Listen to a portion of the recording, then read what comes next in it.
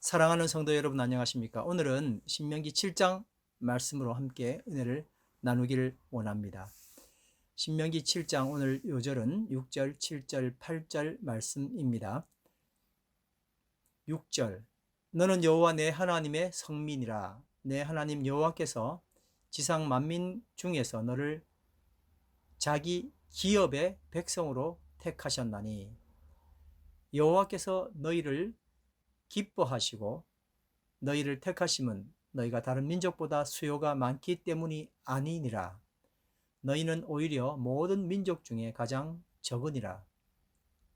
8절입니다. 여호와께서 다만 너희를 사랑하심으로 말미암아. 아멘. 먼저 6절 말씀을 다시 한번 읽겠습니다. 너는 여호와 내 하나님의 성민이라. 내 하나님 여호와께서 지상 만민 중에서 너를 자기 기업의 백성으로 택하셨나니. 참 대단한 은혜의 말씀입니다. 이 말씀은 참 우리에게 큰 위로를 주는 말씀입니다. 우리는 정말 세상에서 뭔가 되기 위하여 얼마나 많은 노력들을 하고 또 그 노력들을 통해서 세상의 선택함을 받기 위하여 애쓰고 있었습니다. 그리고 또 적당히 그 노력들에 의한 보상을 받기도 했었습니다. 그러나 하나님은 이 모든 것들을 하나도 그 선택함의 기준으로 넣지 아니하시고 오히려 가장 연약한 그 모습을 주님께서는 선택하시고 기뻐하셨다는 겁니다. 7절 말씀해 보니까 여호와께서 너희를 기뻐하시고 너희를 택하심은 너희가 다른 민족보다 수요가 많기 때문이 아니니라. 너희는 오히려 모든 민족 중에 가장 적으니라 라고 말씀하셨습니다. 참 대단한 말씀이시죠. 우리가 지금껏 추구해왔던 이 세상의 방법과는 정말 전혀 다른 말씀을 하고 계시는 겁니다. 세상의 도리는 진화론이라고 하는 이런 큰 줄기로 세상을 해석하고 있고 그것이 도리입니다. 똑똑하고 힘 있는 자가 힘 없는 자를 다스리고 또 힘 있는 자가 선택되는 이러한 세상이지요. 근데 하나님은 그 반대로 가장 연약한 자를 들어 쓰시는 겁니다. 그 백성으로 삼아 주시는 겁니다. 여호와께서 너희를 기뻐하시고 너희를 택하심은 이유가 뭐라 그랬어요? 너희가 다른 민족보다 수요가 많기 때문이 아니니라 그랬어요. 너희는 오히려 모든 민족 중에서 가장 많으니라 적으니라. 가장 적다. 그래서 너희를 오히려 택했다. 그렇게 말씀하신 겁니다. 만약입니다. 신명기 말씀이 혹 불에 타서 사라진 거예요. 그리고 딱 이 7장 한 장 그 중에서도 이제 좀 다 타고 6절, 7절, 8절만 남아 있는 거예요. 이렇게 이 말씀만 있다 해도 신명기의 위대함은 유지되었을 것이다. 그렇게 생각합니다. 정말 대단한 말씀을 오늘 우리가 함께 나누게 된 겁니다. 이스라엘이 성민이 된 이유는 여기에 내 이름을 붙여도 되고 우리라고 해도 되겠죠. 우리가 하나님의 백성이 된 이유는 가장 위대한 민족이어서가 아니라 가장 연약한 민족이었기 때문이다. 우리로 치면 아주 대단한 그런 가족이어서 대단한 스펙이 있어서가 아니라 정말 부족하고 연약하기 때문에 오히려 하나님이 우리를 택하셨다. 하나님 백성 삼으셨다. 하고 말씀하시는 겁니다. 무엇보다도 하나님이 나를 사랑하셔서 또 말씀에 의하면 이스라엘을 사랑하셔서 성민이 된 겁니다. 성민은 하나님의 백성이죠. 하나님의 백성이 된 것입니다. 여러분, 하나님께서 나를 선택하신 것은요, 내 행위나 공로가 아니었습니다. 나의 열심, 정성 때문도 아니었습니다. 이건 어떨까요? 내 착한 성품, 의로운 행위, 이런 것도 아니었습니다. 하나님이 나를 선택한 것은 모두 다 하나님의 최선을 다한 노력이었었습니다. 모든 것을 다 동원하여 하나님께서 나를 하나님의 자녀 삼아 주신 것입니다. 하나님과 내 사이에 가로막혔던 담을 보수했던 것은 하나님의 열심이었습니다. 예수 그리스도의 보혈의 공로로 가능했던 겁니다. 이것이 바로 하나님의 무한한 은혜입니다. 예수 그리스도의 보혈로 하나님과 내 사이에 가로막혔던 담이 무너진 것입니다. 에베소 2장 14절 말씀, 그는 우리의 화평이신지라 둘로 하나를 만드사 원수된 것 곧 중간에 막힌 담을 자기 육체로 허시고. 아멘. 여러분, 남녀가 사랑을 하게 되었습니다. 그래서 이제 여자가 물어보죠. 왜 날 사랑해요? 그러면 뭐 이뻐서, 뭐 돈이 많아서, 이러면 태짜죠. 그게 말이 되는 소리입니까? 누구든 마찬가지로 사랑을 한다라고 말할 때는 사랑의 조건이 붙을 때 이미 사랑은 사랑이 아닌 것입니다. 뭐 때문에 사랑해? 라고 말함과 동시에 사랑이 아닌 거죠. 사랑을 왜 해? 라고 물어보면 대답을 할 수 없어야 그게 진짜 사랑입니다. 이스라엘 백성들이 하나님 왜 저희를 이렇게 사랑하시나요? 라고 물어본다면 하나님은 어떻게 대답하셨을까요? 너희가 위대하니까, 너희가 민족이 많으니까, 너희가 참 대단하잖아 그나마 라고 말씀하시면 사랑이 아니죠. 주님께서 우리를 사랑하시는 이유도 그와 같습니다. 사랑하기 때문에 사랑하는 것이지 거기에 조건이 담겨 있으면 이미 사랑이 아닌 것입니다. 이스라엘이 왜 저희를 이렇게 사랑하시나요? 라고 물었을 때 하나님은 내가 너희를 사랑하는 이유는 내가 너희를 사랑하기 때문이야 라고 말씀하실 수밖에 없는 것입니다. 여러분, 오늘 말씀 8절에 뭐라고 되어 있습니까? 여호와께서 다만 너희를 사랑하심으로 말미암아. 사랑의 이유는 뭐였다고요? 사랑이었다. 이렇게 이야기를 하시는 겁니다. 세상에서는 신입사원 뽑을 때에 그 기준이 있지 않습니까? 똑똑하고 또 일도 잘해 보이고 능력이 있죠. 경험도 많습니다.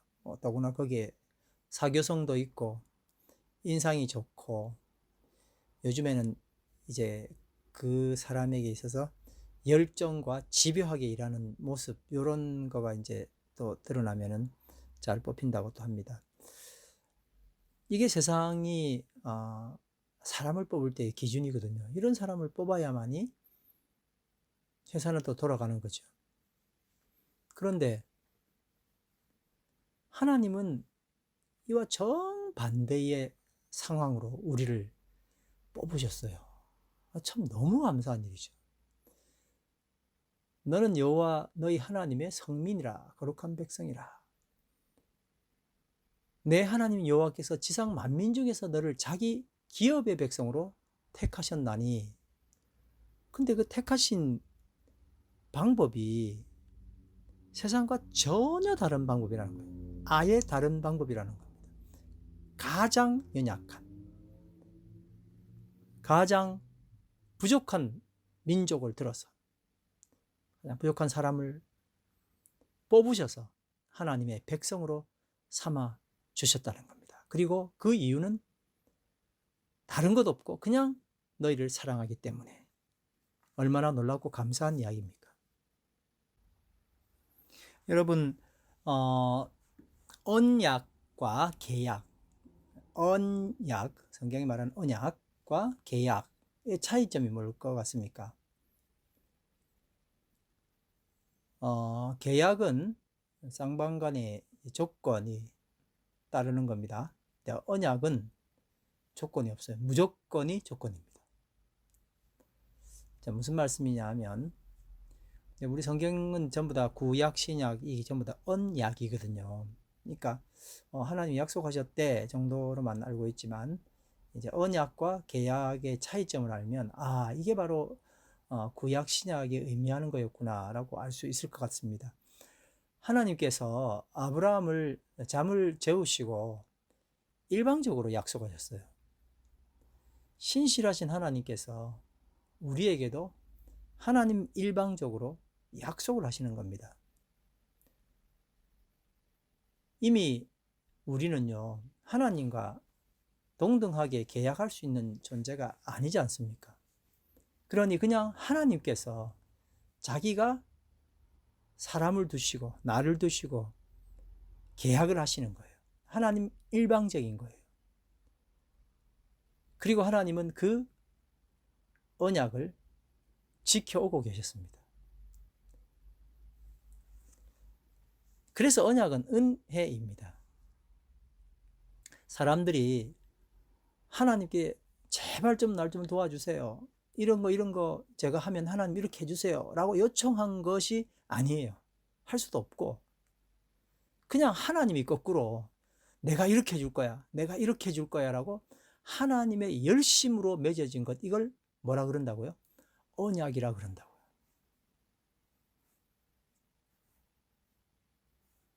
은혜는 그 수혜자인 사람의 의사와 상관없이 주어지는 하나님의 의지입니다. 언약은 뭐냐면 피로 맺어진 건데 하나님의 임재 가운데서 두 사람이, 두 당사자가 맺는 계약인데 이건 언제 파괴될 수 있냐면 죽음밖에 없어요. 죽음 위에는 이건 계속 유지하는 겁니다. 그래서 언약의 특징은 일방적이고 무조건적이고 또 한 번 하면은 철회가 불가능한 약속입니다. 근데 이제 반면에 계약은 뭐냐면 쌍방 약속이에요. 쌍방이 약속하는 거고 그 중에 한 상대가 약속을 이행하지 않으면 무조건 이거는 그 약속은 깨어지는 거예요. 근데 언약은 절대 그렇게 되지 않습니다. 그냥 사람은 어차피 할 수가 없으니까요. 놔두고 하나님이 무조건 지키시겠다는 거예요. 내가 사람과 약속해 놓고는 내가 무조건 다 지킬 거야. 그리고 목숨을 다하여 이 약속을 지켜내시는 거예요. 이걸 뭐라 그런다고요? 언약이라고요. 언약에 대해서 우리 세상 삶에서 이런 언약이라는 게 혹시 있을까요? 그게 바로 결혼 아닙니까? 계약 결혼 이러면 우리가 벌써 뭐야 이렇게 하죠. 결혼은 언약입니다. 절대 계약이 아닙니다. 너 깨지고 내 깨지면 파괴되는 거야가 아니라 죽을 때까지. 그래서 성경은 죽을 때까지 가는 언약을 사람에게 준 것이 바로 결혼이라 이렇게 표현하고 있습니다. 근데 요즘은 이 신성한 결혼이 계약화돼서 참 하나님 많이 슬퍼하신다 그렇게 생각됩니다. 아무튼 성경적인 원리로 가자면 결혼은 언약입니다. 그래서 성경의 많은 비유로 우리가 교회인데 교회가 신부이고 그리고 우리가 예수 그리스도 신랑을 맞이하는 이런 관계로 소개를 계속하고 있습니다. 줄기차게 이 강한 물결은 흐르고 있습니다. 다시 말하면 한 번 약속하신 언약은 사람이 깨고 자시고도 없어요. 뭐 사람은 그건 참 할 수 없는 부분이라고 주님께서 이미 보시고, 왜냐하면 우리가 신명기서를 그렇게 읽고 다 구약 성경을 읽어봐도 얼마나 많은 배신이 사람에게 있습니까? 그런데 하나님이 하신 약속은 처음부터 끝까지 변함이 없이 계속 이루어지잖아요. 그리고 맨 마지막은 우리가 아는 것처럼 예수 그리스도께서 친히 십자가에 달려 죽으심으로 그 언약을 궁극적으로 다 이루신 거거든요. 우리가 좀 전에 나눈 말씀처럼 세상이 어떤 체제로 돌아갑니까? 적자 생존, 약육강식의 체제 아닙니까? 그래서 사람들은 뭐 크리스천까지요, 끊임없이 강한 자가 되기 위해서 몸부림치고 살고 있죠. 근데 이와 같은 세상 체계와는 달리 성경이 말하는 삶의 체계는 오히려 약한 자의 체계입니다. 우리가 자주 드리는 찬양 중에 약할 때 강함 대신에 있지 않습니까? 사도 바울을 이제 우리가 이 대표적인 인물로 보고 있는데, 바울은 고린도후서 11장 30절에 내가 부득불 자랑할진대 내가 약한 것을 자랑하리라 이렇게 말했어요. 어떻게 약한 걸 자랑합니까? 이 세상과 너무나 반대되는 원리이지 않습니까? 그래서 나도 크리스찬이 되었고 여러분들도 이 크리스찬인 이유가 거기 있는 겁니다. 너무 감사한 일이고, 약한 걸 오히려 자랑해도 되는 것, 이게 크리스찬의 이유인 거거든요. 왜 그러냐? 고린도후서 12장 9절, 좀 전에 약할 때 강함 대신에 했던 그 가사의 성경 말씀입니다만은, 내 능력이 약한 데서 온전하여 짐이라 그렇게 이야기를 했잖아요. 고린도후서 12장 10절 말씀, 약한 것이 곧 강함이라 이렇게 사도 바울은 고백을 했습니다. 왜 그렇습니까? 약할 때 그리스도의 능력이 나에게 머물게 되기 때문입니다. 혹 오늘 하루, 지난주 어떤 날 자기 자신에 대해서 굉장한 컴플렉스를 갖고 고통 가운데 하나님 나 좀 죽여주세요, 이제 더 이상 세상 살 마음이 없습니다 라고 기도한 적 없습니까?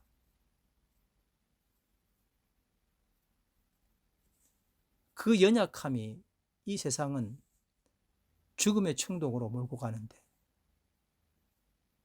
그리스도인들조차도 그런 상황이 생길 때 고통으로 가는데, 오히려 사도 바울은 그것을 가지고 그리스도께서 나에게 그 능력으로 머물게 되시는 기회가 된다고 간증을 한 겁니다. 사실은요, 그리스도의 능력이 나에게 머물게 될 때가 가장 강할 때입니다. 내가 용수숨 치고 올라와서 내 자신이 굉장히 좋아 보일 때, 그때 참 괜찮아 보이는데 아무것도 아니라고 생각됐을 그 실망감 때문에 내가 고통스러운 거거든요. 근데 그것이 사라지고 하나님 나를 도와주십시오, 나에게 와주십시오 라고 간증하게 되면 그것 때문에 내가 가장 강한 사람이 될 수 있는 겁니다. 그래서 오늘 신명기 7장 7절 말씀, 여호와께서 너희를 기뻐하시고 너희를 택하심은 너희가 다른 민족보다 수요가 많기 때문이 아니라 너희는 오히려 모든 민족 중에 가장 적으니라 라고 말씀을 하신 겁니다. 신구약을 같이 관통하는 참 귀하고 놀라운 말씀이죠. 뭐 우리가 뭐 강합니까? 다 약한 사람 아닙니까? 여기 강한 사람을 찾으려면 기준도 애매하거니와 뭐 몇 분 계시겠어요? 근데 약한 건 사실인 것 같아요. 아무리 돈이 많아도, 아무리 힘이 있어도 자기의 약한 부분이 있거든요. 거기를 늘 치부처럼 감추고 살았었는데 지금 주님께서 이렇게 말씀하신 거예요. 약함은 절망이 아니라 오히려 복이다. 아멘. 그래서 오늘 말씀대로 우리 자신의 자금과 연약함으로 인해서 힘들어하는 마음이 있었다면 정말 오늘 굉장히 좋은 기회임을 여러분 고백하시고 감사하시길 바랍니다. 이제 하나님께서 일하실 만한 환경, 상황이, 나를 통해서 하나님의 영광이 드러날 수 있는 상황이 돌아왔기 때문에 그렇습니다. 부족함, 무능력함, 변덕스러움, 이런 것들 때문에 아파하는 영혼이 있다면 그것 또한 또 잘된 겁니다. 이제 하나님께서 하나님이 하나님 되심을 증명하시기 위하여 나에게 역사하시기 때문입니다. 약함이 복이다.